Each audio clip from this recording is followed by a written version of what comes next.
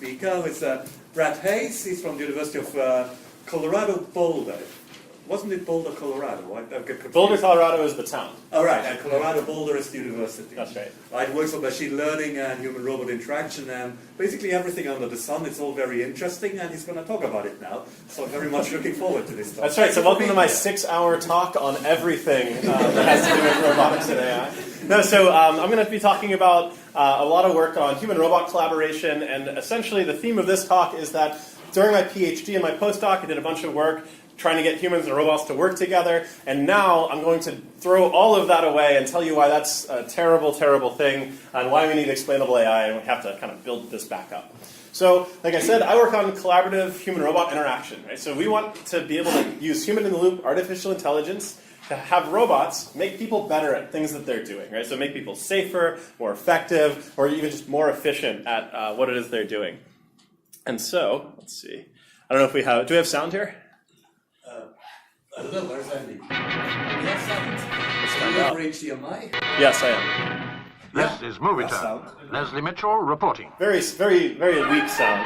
Well, that's okay. So this is a video from 1961, right, where we solved human-robot collaboration and learning from demonstration. That can reach out to 7 right? feet So this and is the perform a Unit multitude robot, of tasks and in factory or like laboratory pretty much as every skillfully as a robotics man, but video, without getting tired. they're controlled by showing built-in all this memory really cool system. stuff the You just robot lead can it do. Actually, once something through that's the different in this motions, video and it can then than repeat videos them we see 24 now. hours a There's day, no week speed after up week. factor here. Right? So really we've regressed. But we show this robot, right, and the voiceover position objects to within explaining 50,000 the virtues from of this software, where the robot can learn from somebody showing it what to do, and just repeat it forever and ever through all kinds of hostile conditions that you might not want to expose a human completely to. unaffected by heat, cold, and fumes, or in dust. general, It could take over a a lot of things unpleasant haven't jobs. really changed since It can this operate video. unattended for 500 Which hours. is to say that one of the most Originally popular developed use in the cases States, that it's people now being made show in Britain, is and a this was robot its helping public a debut. human drink. Have one with me. Not much has changed, right? Okay, so this is one of the first industrial robots that was made available, right? And they had this idea, right, that the robot and the human would be in the same space, they would be doing something productive together. And importantly, this human has no fear about this being around this robot, particularly this robot carrying a glass bottle next to them, right? So this idea of human-robot collaboration, not new. But there was a problem, right? As soon as we started putting humans and robots in the same spaces, bad things start to happen because we don't have shared expectations by default between humans and robots. Right? This is why we have cages around robots in factories. And so nowadays you'll start to see advertisements where lots of people are hugging robots, and it's really cool to get rid of the cages. And so you'll see that, like the Rethink Robotics Baxter or the Universal Robotics UR10 or even the UR5. But I would argue that in all of these cases, the robots are not collaborating with people. The robots are coexisting with people, particularly in this station. Right? Now, this is very impressive that you have a human and a robot not killing each other in the same physical workspace, right? But this isn't really collaboration. And so we can start to look at the complexity of human-robot collaboration to try to figure out why. So we have two axes here, communication and observability. And as you go sort of up and to the right, everything gets much, much harder. And human-robot collaboration exists in this column here, right, where we have partial observability and some spectrum of communication. And so because we're here at the Explainable AI-focused workshop, we're going to try to argue that we need to be in this spot here to even have a chance at solving any of these problems. Right? So this makes it a POMDP. Hard, but not DEC POMDP impossible. So the first place I'd like to start looking, right, is learning from demonstration, where you have a human essentially acting as an oracle for the robot to give the robot some notion of what it should be doing. And in particular, I'm going to look at supportive behaviors. Right? So these are things that a robot can do to help a human solve a task. Right? So we're trying to make the task easier without actually solving it for the person. Otherwise, you can kind of get into these coexistence modes of task execution where the robot and the human are just in the same space together. Okay, so one of the pieces of work that I did during my PhD was how do we get robots to learn supportive behaviors by demonstration? Well, we have humans just tell the robot how and when they should be helpful. So if we have some kind of task tree, a hierarchical task network that gives us some kind of common ground about what the task is, that could be assembling an IKEA chair or really anything that we can put into this hierarchical structure where the leaves are just the individual goals that we want to accomplish, right, each of our sub-goals. And so if we want one of our robots to help us, we can say, okay, while I'm trying to accomplish this particular sub-goal, right, here's a bunch of things you can do to help me. Maybe you can hold the chair frame steady, and then I will show you exactly how I want you to hold the chair frame steady for me. And now you have this support policy, right? So if you see that I'm accomplishing that particular subtask or working towards it, you can choose from this subset of actions, right, that I have shown you, or that the person working with the robot has shown them. And this is really good. This almost looks like we solved something, right? So the robot is able to do things like predict what the next parts might be and hand them to the human preemptively. It can also detect if, say, the human is not using the right tool for the job, right? After some amount of time, then the robot will just hand the right tool over. Or we could just use the summary statistics, right, to show that, hey, this person's taking longer than the average person for doing a particular task. And so I should try to execute this stabilization behavior that makes it a lot less dexterously challenging. Right? So here we have this KUKA U-Bot arm. It's not a very capable arm, right? But it's still able to do something helpful, right? So particularly for this kind of task, this is great. This should be something that we celebrate, right? We have a robot that couldn't do this task ever on its own, making this task better. But there's some problems with this. So one, this kind of robot is only learning before deployment, right? So it's not acquiring new ways of helping you out during deployment, particularly with somebody who doesn't know how to train this particular system, right? So again, the policy is fixed, so it's just reacting to the human being, right? It's just doing something in response to the sub-goal that they're chasing after, and it's really hard to generalize this experience across tasks. But the most important question, right, is what if you're not the one who showed it what to do? Right? How do you have any idea what this robot is going to do when you sit down next to it and start trying to accomplish your task? And so if we step back on one level and we look at inverse reinforcement learning in general, we see that this doesn't really work in collaborative scenarios terribly well. Right? So in traditional inverse reinforcement learning, you have expert demonstrations showing the agent what they should be doing in which situations. Right? But execution happens in isolation, whereas in team scenarios, the trainer or the instructor doesn't leave, right? They stick around to help with the next iteration of the task. Expert demonstrations in this teaming scenario aren't actually necessarily the best strategy because the landscape, right, of your reward function is going to be dramatically different in the single agent versus multi-agent case, right? And in some cases, it's more valuable, right, to show the agent the topology of that reward function rather than some narrow cliff, right, through it that's close to, say, some optimal return. And finally, because of this, right, if we craft our demonstrations properly, some of them may be imperfect, but for the purpose of illustrating, say, like a recovery strategy. And all of this kind of leads to one question, right, that everybody that uses inverse reinforcement learning has to ask at the end of their training run, which is, did the robot actually capture my intent? Right? So was the intention of all of my demonstrations successfully represented somehow within this robot?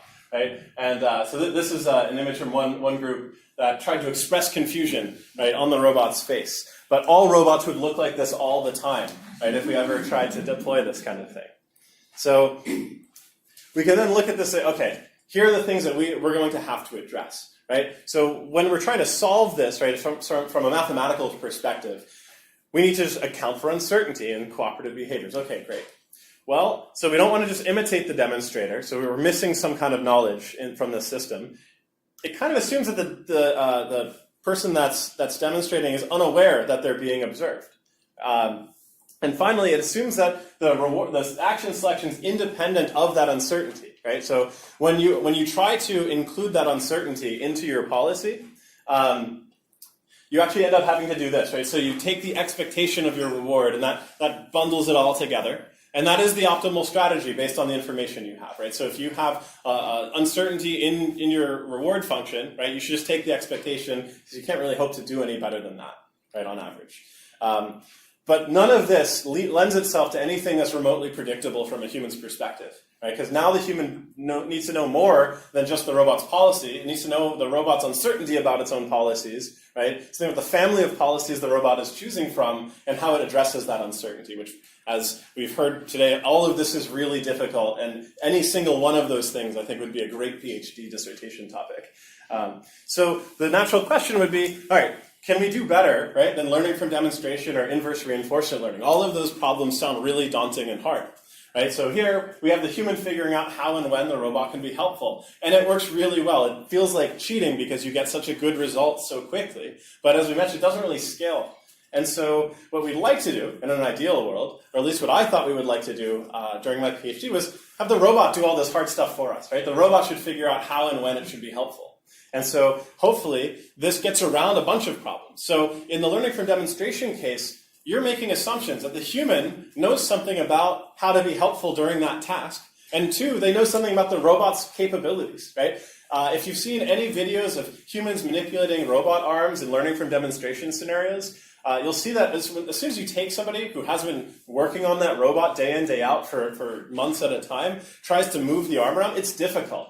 It's really hard to map the kinematics of this thing, right, to a task that you're trying to make it do, particularly if it's not actually that easy to manipulate.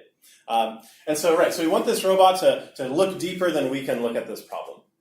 Okay, so we tried doing that in a paper we published in 2015 in IROS. And so this is a task and motion planning approach to supportive behaviors, right? And so we take these three things, perspective taking, symbolic planning, and motion planning to try to autonomously generate these behaviors, right? So the same idea from before, but now we want the robot to come up with a support policy. So we tortured our participants by having them solve these circuit puzzle problems. So Snap Circuits is a kid's toy in the States, and essentially you have this pegboard, and it's a 3D puzzle, right? So you're putting these components, wires and LEDs and power sources and whatnot together, and it's great for these kinds of tasks because you can specify certain goal sets, right? Like, I need you to make a circuit with an LED, power source, and a switch, and there's a huge space of solutions to that, right? And so if your strategy with the robot actually works, it should be able to adapt to any of these sort of many paths the human could go down. And so the intuition for how this works is from the robot's perspective, right? So you're looking at the current world, the world as it exists to the human. And then you hypothesize new environments, right? So, okay, would it be easier for the human if, say, the coffee cup were closer to me? Right? So we take one thing about the world, and we just imagine if it were different, and then we run some kind of simulation, right, some really crude rollout, to see if that actually makes the human's life better. Right? So we change one thing about the environment, then we evaluate if it facilitates our leader's problem. Right? So is their cost less if they start from this new state? Okay. If so, if we pass that test, then we have to figure out, okay, does it cost more than that to actually make the world, right? That hypothesized state. And so you can imagine that if I'm already walking to grab this coffee cup and the robot says, no, wait, it's going to be better if it's 1 inch closer to you, that's probably not going to be a net win for us because I'll have to wait 10 seconds, 15 seconds for the robot to finish its manipulation. So we need to penalize that somehow. And then we just keep doing this loop as long as we have time, right? And so in most iterations of this, the robot will choose nothing. I will not do anything, but it will force it to look a bit further ahead, right? A longer time horizon to figure out something that's helpful. Oh, in 3 steps, this person is going to need the wooden peg from this IKEA chair. I'm going to move that closer because I can do that in the amount of time it'll take them to get to that step. Okay, and then finally, we just choose the one that has the best cost benefit to the interaction. And so if we want to formalize this a bit better, we're just solving this optimization problem. And anybody that works in task and motion planning will look at this and see, okay, we have a task and motion planning problem in the inner loop of an optimization. That's an immediate non-starter. Right? That means that this is going to be incredibly expensive to evaluate. So all this mess is saying, right, is that the robot wants to choose something that minimizes costs. So the robot's going to choose its support policy from the set of all possible things it can consider, right?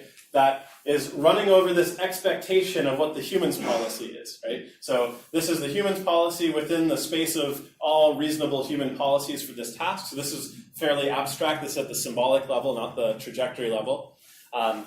And we have this cost function that takes all these things into account, right? So what's the task? What's the human's policy? What's the robot's policy? What's the state of the world? How far ahead are we going to let this thing look at all in our simulation? And then, most importantly, this weighting function, right? So this is what makes this the expectation. So we have some weighting of these different costs that's based on the human's plan. And so we can look at it and say, okay, what can we do? What cleverness can we inject into this weighting function? Right, to bias the robot's choice of behavior. So some initial ideas might be simple. Well, we don't know anything about the human. So all of the plans that we sample for them are equally likely. Like, what else can we say? We don't have data. Or we can say, well, wait, I don't care about the human. I'm going to say like the best thing that I can imagine is the thing I'm going to make better. And we should just ignore everything else, because why would we even waste the time? Well, this doesn't really work if your task has a big branching factor. You can optimize something the human has no idea about, right? And if that's not clear, they're just going to wait, and you're going to lose a bunch of time. So let's look at the uniform case. We'll just assume we don't know anything about the task at hand. So here we have two 3-length wires. These are identical parts, and the human has to put the LED and one of these 3-length wires onto this circuit to complete it, right? And so the robot is looking and has sampled a bunch of plans, and it found the best cost improvement, right, is to take this really far away wire and move it really close, because in case the human selects that piece, well, now that eventuality won't be very costly. But that's kind of absurd. There was no way the human was going to choose that piece. It was completely identical, right, to the other one, which was sitting right in front of them in easily graspable distance. So from this, we can learn something, right? Which is that, okay, we can make assumptions about the human, that their goal aligned with us. So if they know about a better plan, they'll probably use it, right? Because they want to get this task done. And so here we can just come up with some proportional weighting scheme, right? Some curve that says weight better plans higher than worse plans. Right, so we'll just assume that if the human knows about it, they'll take it. But if we do this, we won't fall victim in case, say, like the best known solution is radically different than every other solution path that you can go down. And this works pretty well. But what happens if we want to take this optimization and go further with it, right? So what if we added a weight function that looks like this? So for all plans that are better than some threshold that we say, we'll do the optimality proportional weighting scheme, right? We'll make those ones better. But for plans that are not better than this cutoff, I'm going to throw a negative in front of that, right? So I'm going to negate it. And remember, this is a minimization. And so in that case, we're going to try to maximize the magnitude of this, right? So what that says is sabotage bad plans. We don't want to let the human even think about going down these roads, so we'll just make them off limits. Or so blindingly obviously bad, right, that no reasonable person would ever go and try to do that. And so here it's a very slightly different setup. So now we have the same 3-length wires, but now we have a 4-length wire here, which is a suboptimal part to use. So it's a wasted resource, which carries a significant penalty in the overall score for their final circuit construction task. And so in this case, rather than take, say, like the 3-length wire and move it closer to the human, right, this supportive behavior, we'll call it, sampled a world where the 4-length wire was as far out of reach of the person as possible, right? And so samples a plan where it just moves it to the far corner of the table. So now the human has to get up to go and get it, right? And that's going to take way more time than otherwise. So the reason that I'm showing these videos and talking about these different collaboration strategies is because we can see that they work, right, for some varying definitions of work. And if we look at just the make span numbers, right, by adding in like a support robot, we get some dramatic improvements, right? Even if the robot is already say like a fast robot and we give it a slow helper, well, we just have to look further ahead and we can still optimize. So the jumps here are about 15 to 20% improvement and 30 or so % improvement with an equally capable second robot here. With the caveat that the support robots weren't allowed to do anything to the actual workpiece. They can only move parts around, say, for you on the table. But none of this is particularly transparent at all, right? Like, why is the robot doing any of this stuff? Well, like, what if I don't know which weighting function the designer put into my robot? Right? So even if I did know that, we're operating on a fairly short look ahead. Right? So we have the simulator in the inner loop of our optimization. So we get about 10 seconds of time to hypothesize how we could help the person. Sampling these new worlds is really hard, right? This is something that also contributes to the excessive computation cost for this autonomously generated supported behavior strategy. And we also have to know a lot about the human, right? How is the human going to solve this task, right? Because we're trying to guess which policy they're going to do. And so we can say, okay, let's push all of these hard things into our priors that we're using. Okay, so how do we get good priors for this kind of task? Well, understanding the human policy space is going to help the robots, sure. So we can dramatically reduce the range of things the human is going to consider, right? And we can use that to bias exploration within the things that the robot is going to consider, right? And so we can take all this computation and we can throw it towards forward look ahead, so we can get more time horizon of potential benefit, right? So the robot can come up with even more helpful things. And yeah, we still need hierarchical abstractions and all of the classical planning stuff that we've been using for the past couple of decades. But if we just put this into plain English, right? So understanding the human's plan pre-execution is going to be important, right? This lets us reduce their possible plan set to things that are manageable. And that'll help us negotiate a strategy, right, to figure out what's helpful for them. And all of this is really just driving towards one point, right? We need bidirectional communication between the human and the robot. It's not enough to just have a policy that we deem helpful, that all of our evaluation metrics deem helpful, because when you actually put it in front of a person, it's going to baffle them, and that's not good. So one step towards that is a paper that came out in HRI this past year, where the problem we looked at, right, was establishing these shared expectations. So humans are great at this. We don't really even think about it all that much. For example, this is one of the first photos that shows up when you search for collaborative robot, because I guess Universal Robots paid a lot for that SEO. But this person is doing something absolutely crazy. So this is a UR5 robot. So it means that a 5 kilogram payload at full extension. And this person is putting their hand between that end effector and a rigid surface. The only way that the human would do this is either they don't know better, which is not likely the case because this came off of their website. The robot is off, right? Or they knew exactly what was going on because they were probably the one that programmed it. Now, in this case, I'm sure the robot's off. But the point remains that this is a really, really dangerous thing to do. And what happens when we take robots and we put them in situations like this, right, in a foundry where they can actually contribute to like the workload, right? And so we need to come up with some way to set up these shared expectations. And if we look through the literature, there's a bunch of stuff about setting up shared mental models and shared expectations. But most of it in the short term is short term on the order of seconds, right? So we have things where basically the robot's talking about its current state and the next action it's going to do, right? Which doesn't give you a lot of information. Legible motion is a great step towards this because it embeds a lot of communication into the motion planning itself, right? So in this figure, the robot's going to choose a motion plan that makes it obvious which bottle it's going for. So a human that observes the first second of that motion doesn't really need to watch the latter 3 or 4 seconds. But this is all really short term. And then we have cross-training, right, where you just literally switch roles with the robot and do its job and it does your job, and you get a better understanding of what's going on.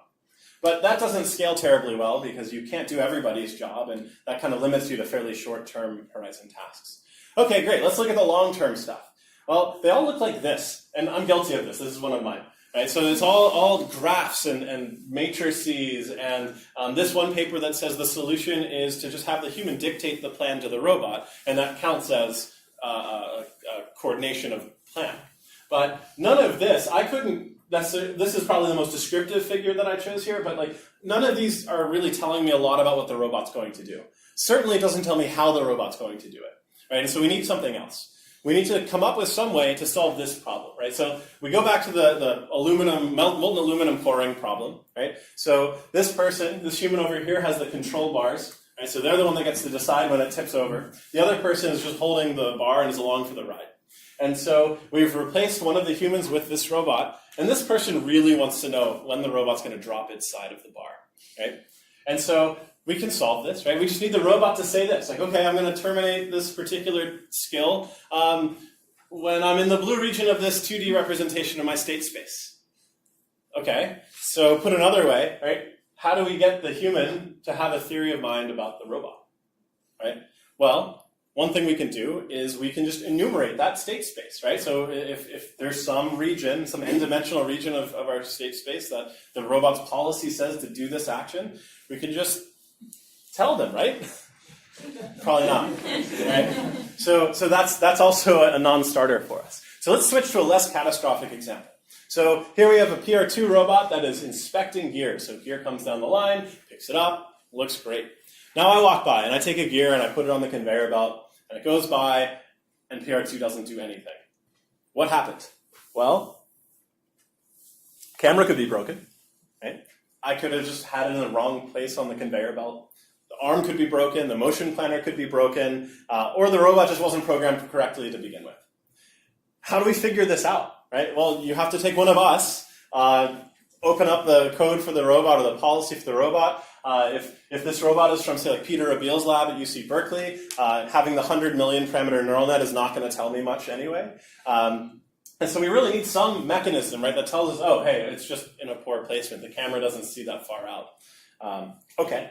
So let's look to the state of the art. How do these systems get developed in practice? Okay, so it starts as a dream, or a PowerPoint slide, or a spec sheet, which then turns into code. And then it gets baked onto the piece of automation. And you have this wall here, right, so that the poor person that actually has to deal with your automation component cannot see behind. So when the robot breaks, they just get to look at the robot. And they're left to just guess what's going on or pay us our exorbitant consulting fees to fix it for them. What we'd really like is something that looks like this. Ask it a reasonable question. Why didn't you inspect the gear? It was right there. Right? And we want an interpretable answer. We want an answer that accomplishes three things, really. Right? So we want some kind of fault diagnosis, that the machine understands that it did something wrong or something unexpected happened. Right? It needs to explain what its current policy is. So why did its action differ? And then ideally give a root cause analysis, right? So what caused this to get off the rails, so to speak, right? So in this case, you have this gantry-mounted gripper that's supposed to load the gear. Maybe that also doubles as a stock feed. I had no idea just walking by. I just placed the thing on the conveyor belt and it went, right? But if we can have this kind of insight, right, in our system, all this information is embedded in there, right? It has to be for it to work. So we just have to figure out how do we extract that. And so one particular approach that we did is essentially take a page from software debugging and try to apply it to policies. So the idea is, first step, we need to build a model that we can explain.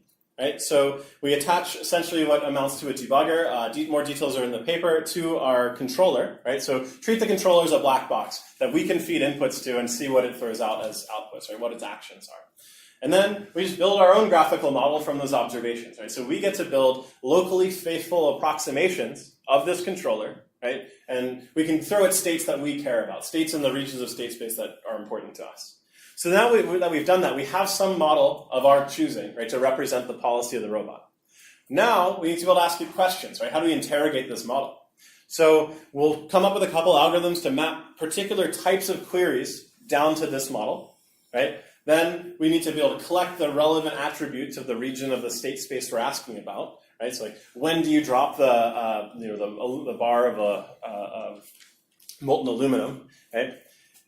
Then we need to summarize what we found, because again, we don't want to just enumerate states back to the person, even if we could come up with some kind of language description for them. And then finally, communicate it back to the human somehow. So we need our policy model. We need some kind of representation for our language, a basis for our language, so some kind of conceptual representation, a mapping from the query to the model, and then model back to language, right? So if we can get all of these things, then we can explain any kind of policy we want.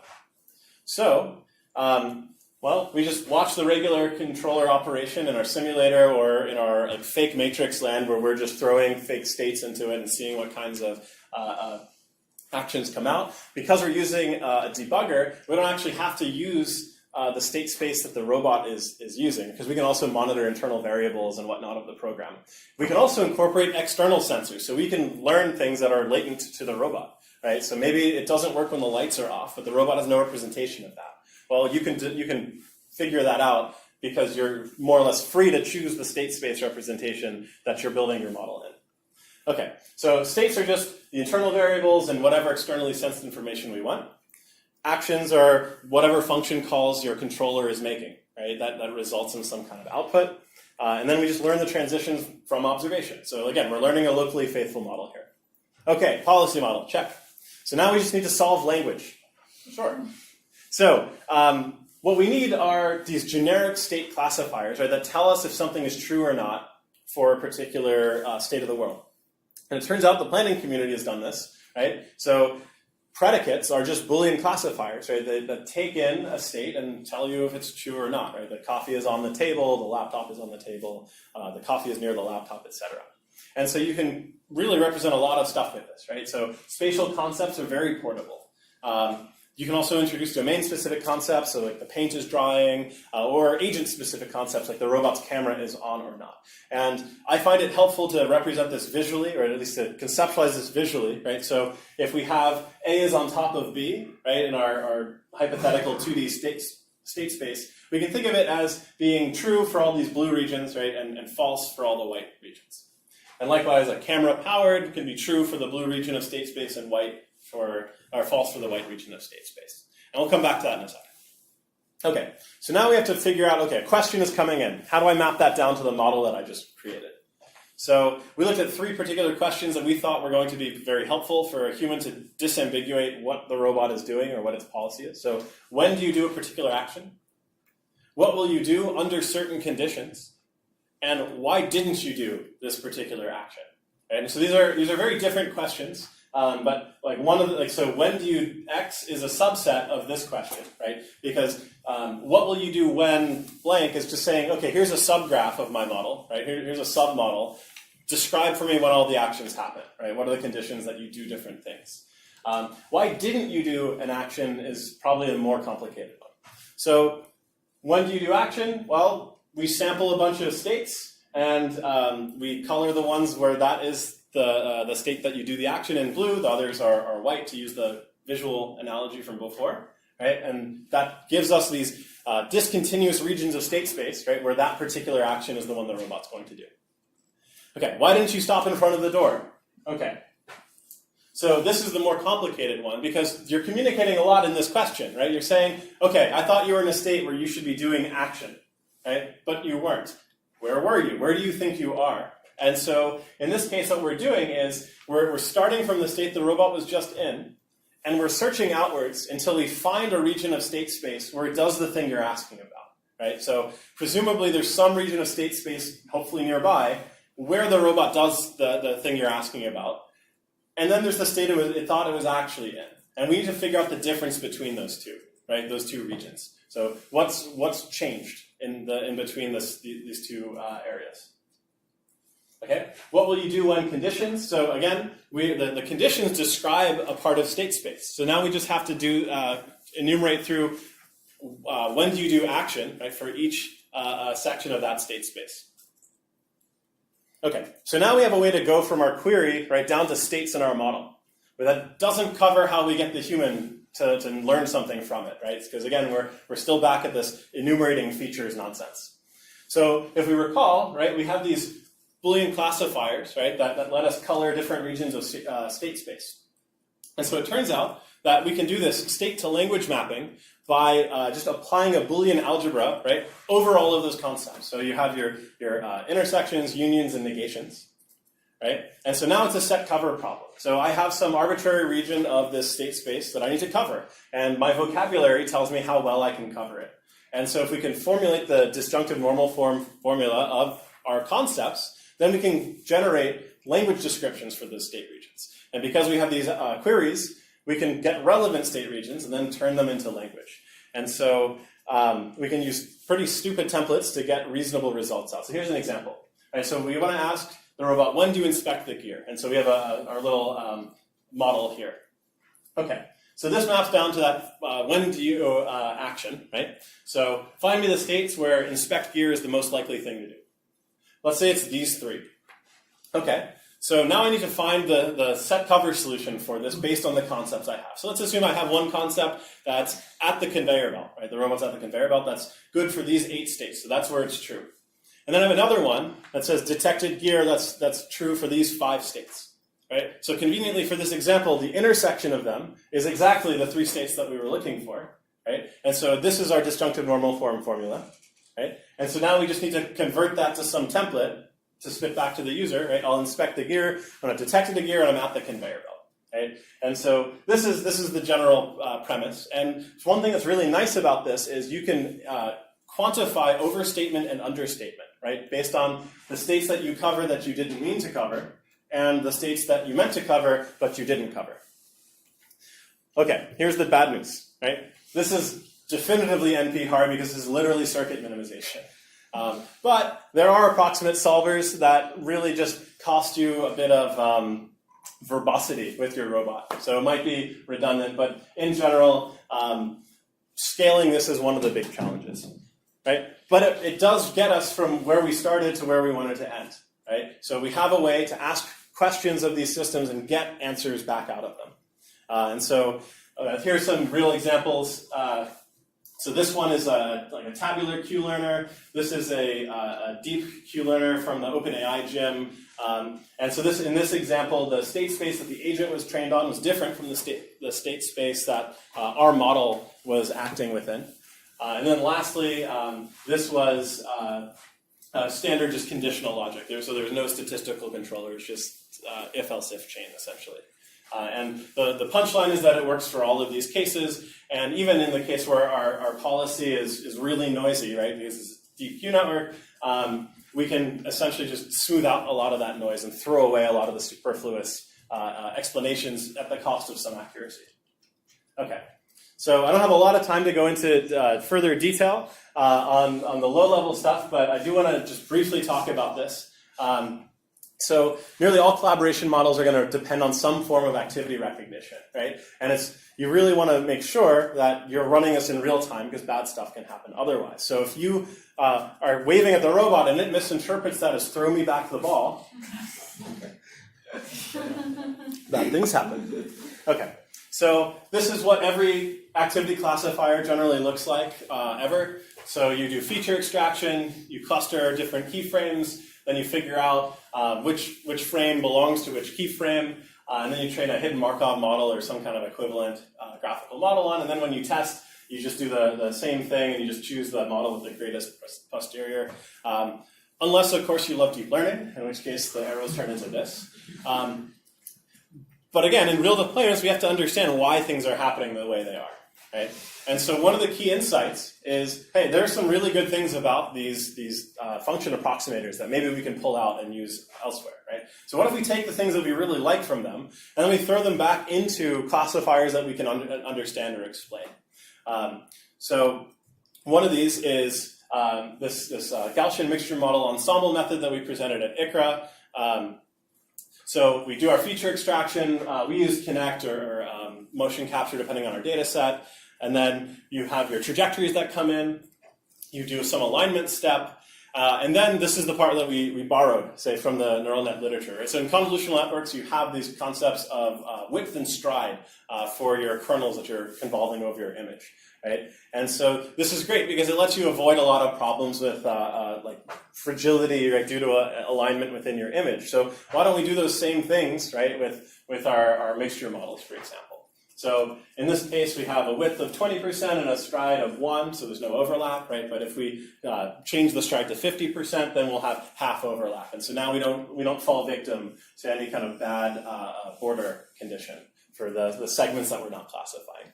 Right, so here we're just classifying different chunks, right, of our activity and say, okay, does this match up with the first 10% of this other aligned trajectory?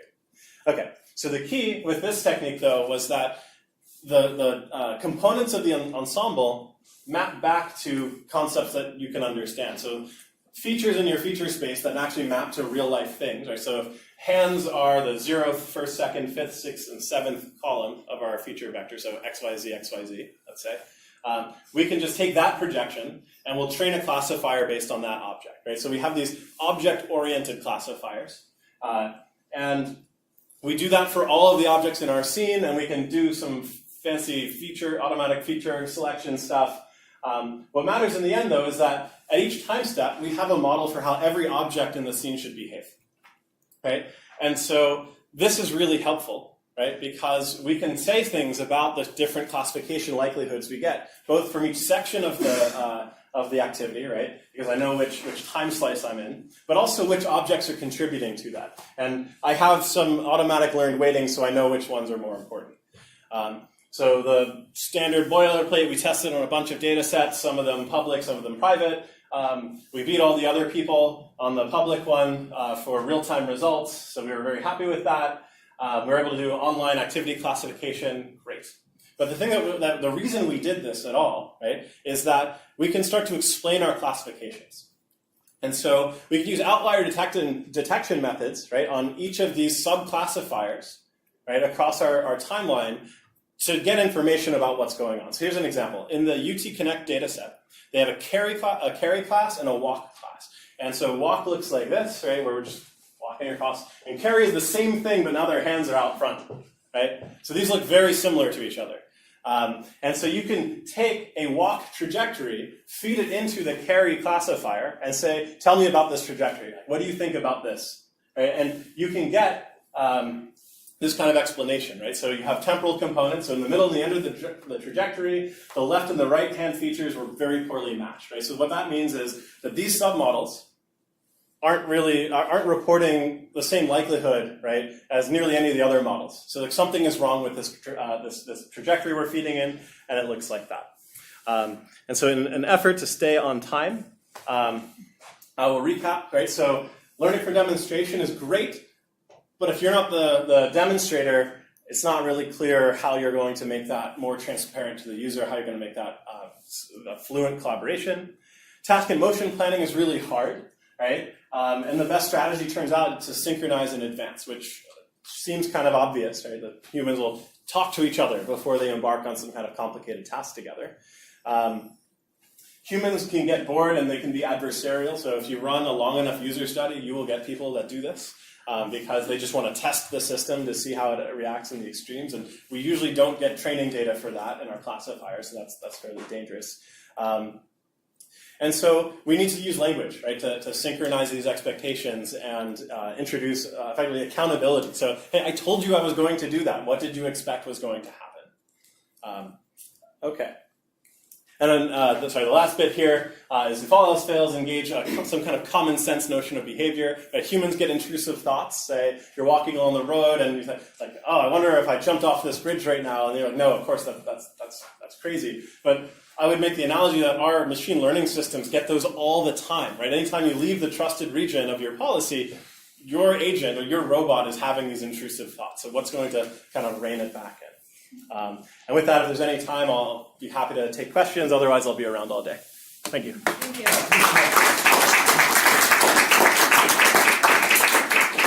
We can have one question.